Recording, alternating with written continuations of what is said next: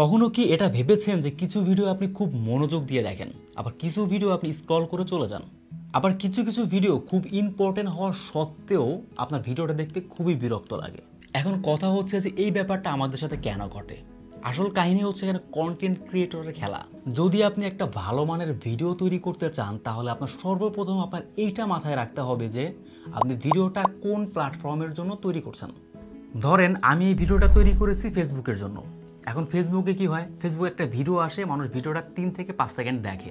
যদি 3 থেকে 5 সেকেন্ড ভিডিওটা দেখে যদি তার ভালো লাগে তাহলে সে পুরো ভিডিওটা দেখতে থাকে বা দেখতে ইন্টারেস্টেড হয়। এখন আমি কি করেছি, আমার এই ভিডিওতে প্রথম 3 সেকেন্ডে আমি এই কথাগুলো বলছি যেন একটা মানুষ আমার এই কথাগুলো শুনে বুঝতে পারে যে আমি ভিডিওটা কোন টপিকের উপর মেক করতেছি। এরপরে আমি আমার ফেস শো করার সাথে সাথে আমার ভিডিওতে বিভিন্ন টেক্সট, পিকচার আমি ইত্যাদি ব্যবহার করেছি। এটা করেছি মূলত আপনার মনোযোগ আমার ভিডিওতে ধরে রাখার জন্য। আসলে যে কেউই ভিডিও তৈরি করতে পারে, কিন্তু ভিউয়ার্স কখন কি দেখতে চায় এটা বুঝে যদি আপনি ভিডিওটা মেক করতে পারেন তাহলে অবশ্যই আপনার সেল বাড়বে এবং প্লাস আপনার ভিউ বাড়বে।